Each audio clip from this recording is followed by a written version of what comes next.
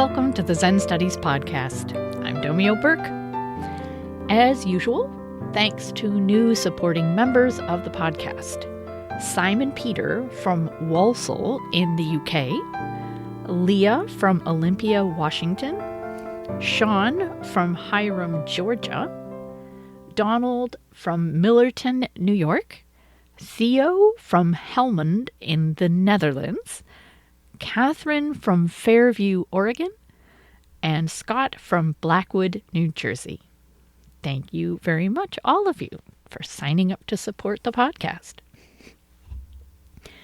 So this is the 5th episode in my One Reality, Many Descriptions series, in which I discuss the central Mahayana Buddhist teachings about the nature of what I like to call reality with a capital R. In the first episode, which was 229, I explained how there is, of course, only one reality with a capital R, but naturally there are many ways to perceive and experience it, because the reality we live in is boundless and multidimensional, and any description of it will be incomplete, like artistic portrayals of a beautiful sunset. Nevertheless, Dharma teachers through the millennia have encouraged us to wake up to reality with a capital R by pointing us toward important aspects of it we may not have yet experienced, or maybe only intuited. And they do this through teachings like emptiness, suchness, Buddha nature, subjects I've already covered in this series. In this episode and the next, I will talk about another teaching about reality, the two truths, most often called absolute and relative. In subsequent episodes, I will tackle interdependence, mind with a capital M, and time being, the radical notion that time is being. To briefly provide just a little context, let me review how I am defining and differentiating the teachings I've covered so far. Emptiness points to the falseness of the self-nature we project onto all phenomena, including ourselves. An emptiness does not mean empty of meaning or worth, but free from the limitation of an autonomous, independent, inherent, enduring self-essence. Everything and every being exists in vibrant freedom in and of itself, while at the same time each thing is fundamentally boundaryless and therefore not separate from the rest of reality. Awakening to emptiness liberates us from fear and self-centered concern. Then suchness, or thusness, points to the luminous, miraculous quality of all things in and of themselves, which we perceive once we awaken to emptiness. Buddha nature celebrates the existence of all beings and things without which there would be no awakening. After having awakened to suchness, we come to realize that our own imperfect human manifestation is also thus. We understand we can't take credit for our aspiration to practice. Today, I will discuss the two truths teaching, usually called absolute and relative, which points to different ways we experience reality with a capital R, and emphasizes the importance of expanding our experience beyond the relative. I have talked at length about this subject on the podcast before, but in different contexts. In episode 35, I explored how Dogen treats absolute and relative in Genjo Koan. Episodes 74 and 75 discussed Sekito Kisen's Sandokai, the identity of relative and absolute, which is one of Zen's central texts on this topic. Episode 121 is called The Practical Value of Awakening to the Absolute Aspect of Reality, and talks about how sesshin relates to our personal experience of the two truths. And episode 133 discusses Hongzhi's guidepost for silent illumination, where he says absolute and relative are interdependent. And then finally, episode 202 is called Two Truths. Everything is okay, and everything is not okay at the same time. In it, I introduced my own terminology of the dependent and independent dimensions of reality. And I talk about how the independent dimension can be a great source of solace for us in difficult times. Now, naturally, I had to talk about the two truths again, in the context of this One Reality, Many Descriptions series. I hope presenting it in this way will shed some new light on it and why it is so significant. When describing the two dimensions, I am going to more or less repeat what I said in episode 202 because, delightfully, I looked back at that episode and couldn't see much room for improvement. After that description, I will talk about the value and significance of the two truths teaching in our practice. Before I get to the main topic, though, I wanted to briefly answer a question I should have addressed in the very first episode of this series. What are you supposed to do with the many Mahayana Buddhist teachings describing reality?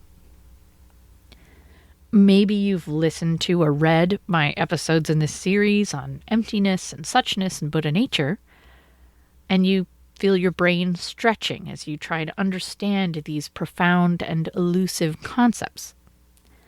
What does all of this have to do with your everyday life and practice? Sometimes people think that teachings like emptiness, suchness, and Buddha nature and the two truths are a list of separate, difficult to understand philosophical concepts that you'd have to study and master if you wanted to reach enlightenment.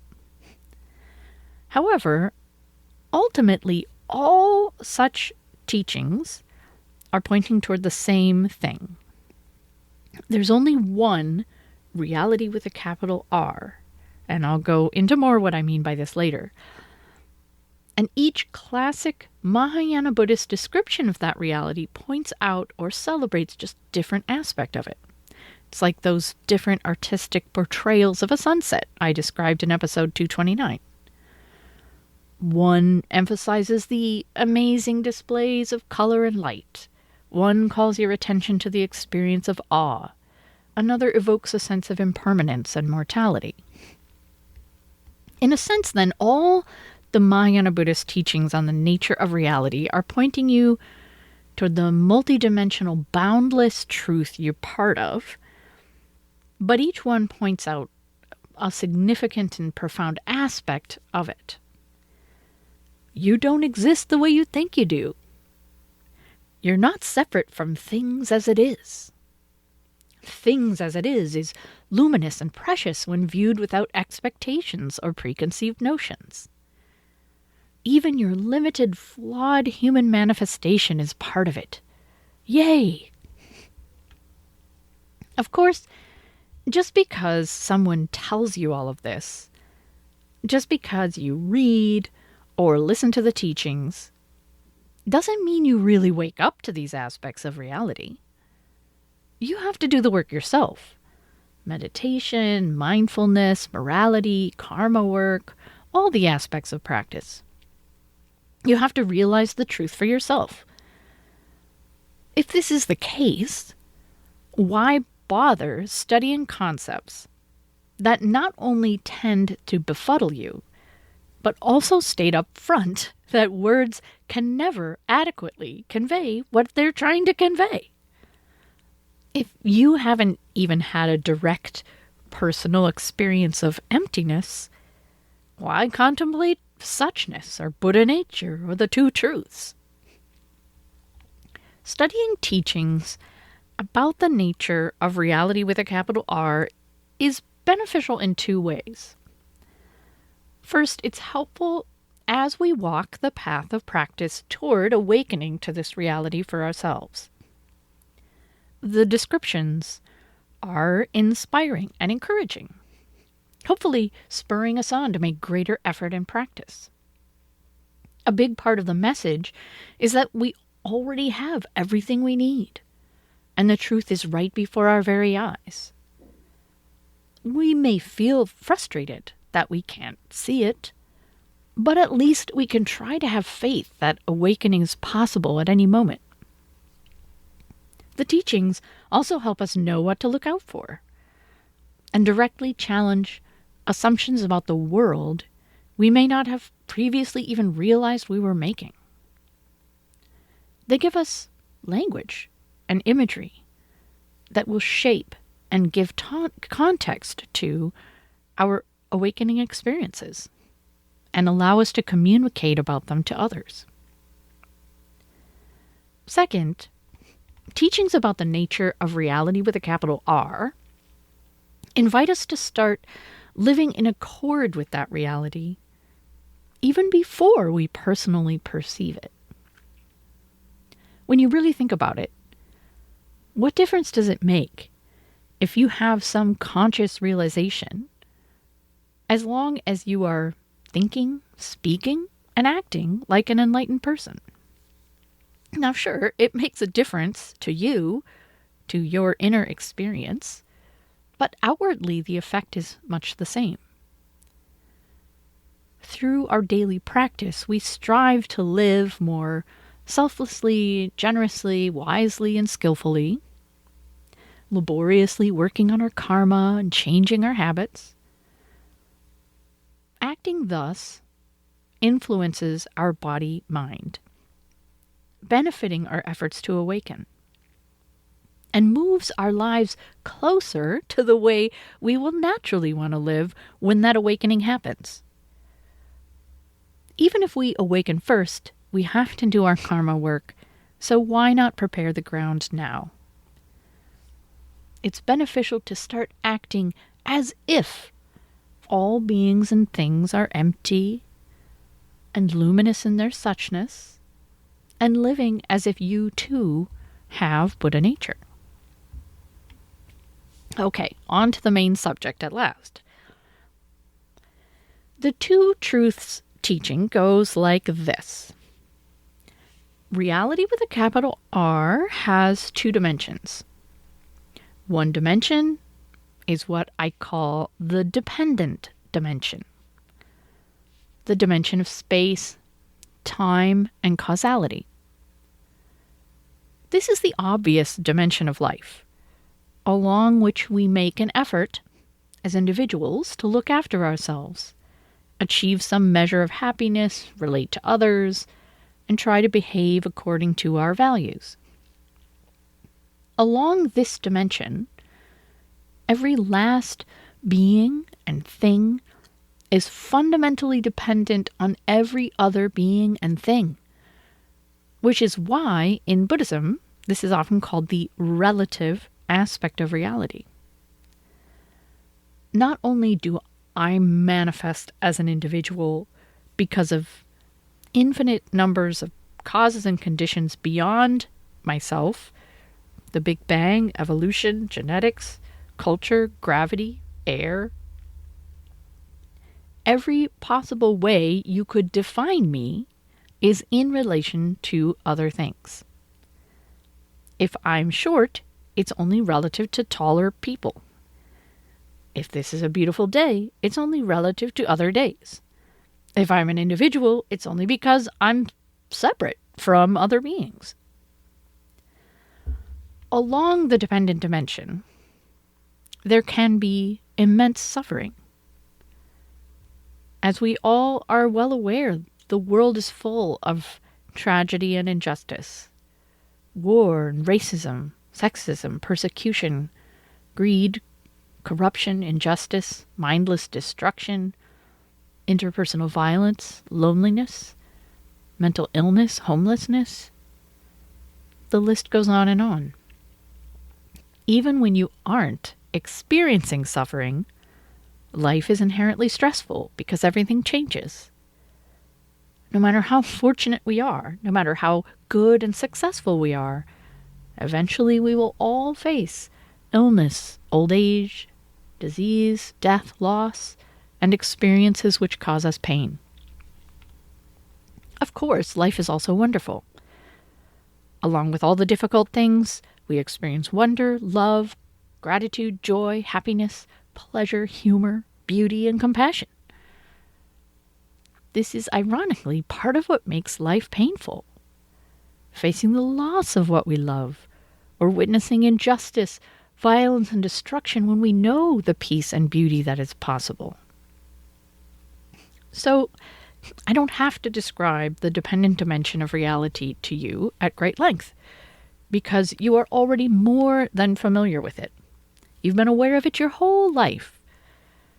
The problem is, most of the time, it's the only dimension of reality we're aware of. So what about the independent dimension of reality? I think you've also perceived this dimension, or at least intuited it. But it tends to be subtler than the dependent dimension, even though it's every bit as much a part of our experience. The independent dimension of reality isn't technically a dimension at all, because it's only right here, right now. The moment we conceive of it, we're simply constructing a concept along the dependent dimension of space and time. This moment is the only moment that's actually real, but it has no duration. It's always just this, just this. 1 second in the past is only a concept. 1 second in the future is only a concept.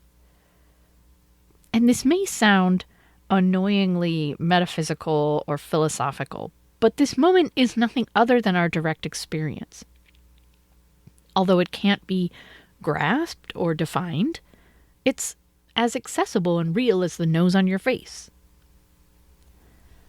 Along the independent dimension of just this moment, the entire universe is one seamless reality.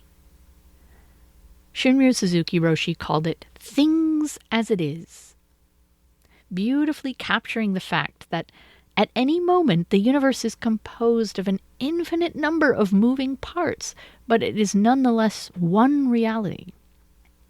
Nothing can be excluded. Everything has its place.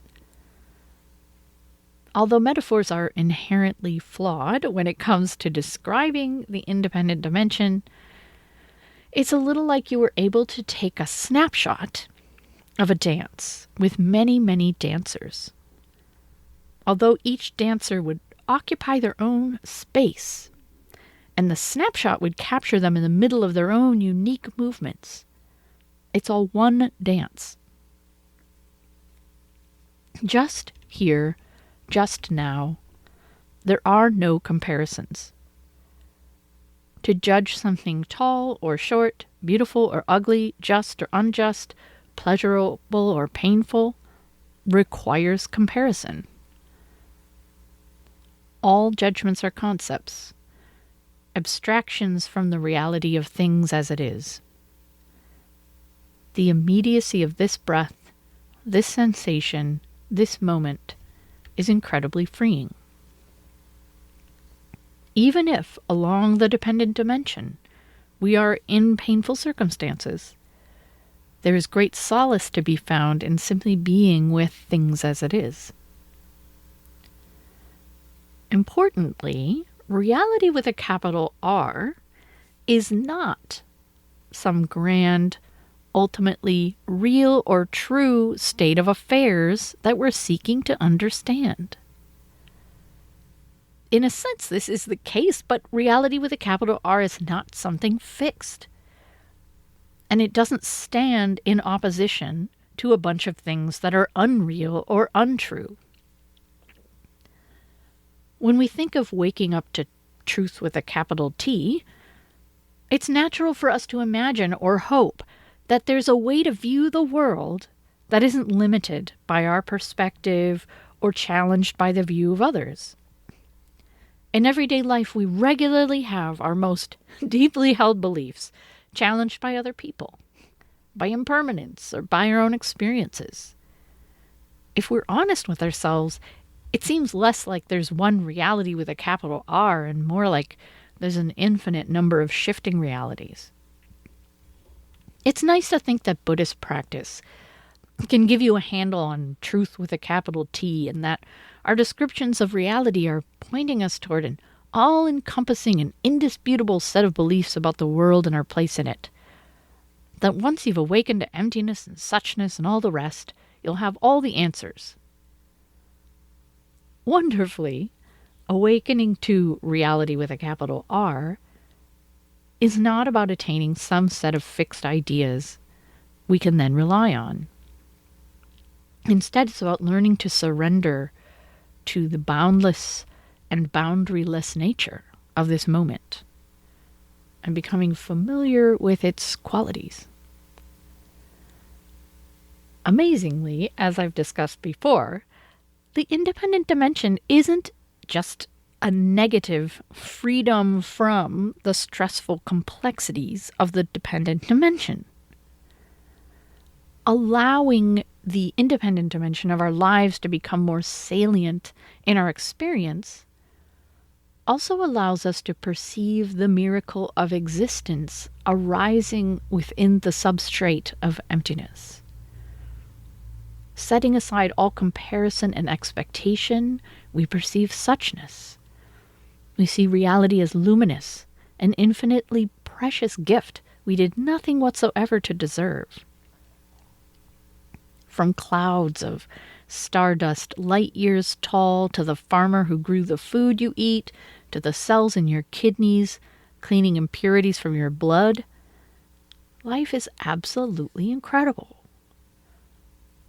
In this context, our complaints about the inadequacies of the world seem unbelievably small-minded, self-centered, ungracious, and arrogant.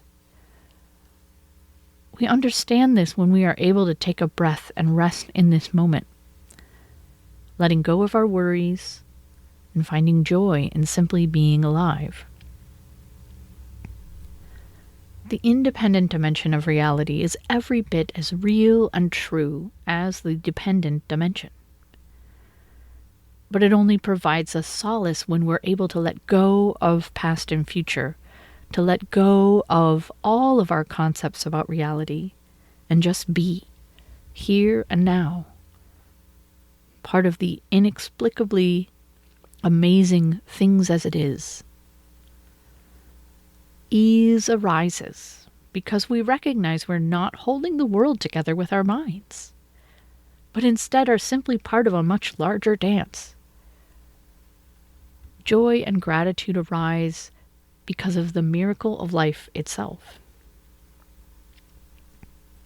It's extremely valuable for us to cultivate our ability to perceive and take refuge in, appreciate the independent dimension of reality. Much of our Zen practice is aimed at this. Even a merely intellectual or philosophical understanding of the Two Truths teaching can provide some strength and solace, and precious moments of intuition can profoundly deepen our faith that reality does indeed have two dimensions. Through our practice, we seek to deepen our intimacy with the independent dimension until we almost always have access to it, wherever we are, whatever we're doing. So that's it for today, but I will be back very soon with part 2, where I will discuss the temptation to relate to the two truths dualistically, and also talk about the teaching of the 5 ranks, which describes the process of awakening to and integrating the two truths. I'll finish by emphasizing the importance of never pitting the dependent and independent dimensions against each other, and I'll try to put the Two Truths teaching in the context of the other teachings I've been discussing about the nature of reality with a capital R. I hope you'll tune in. Thanks for listening.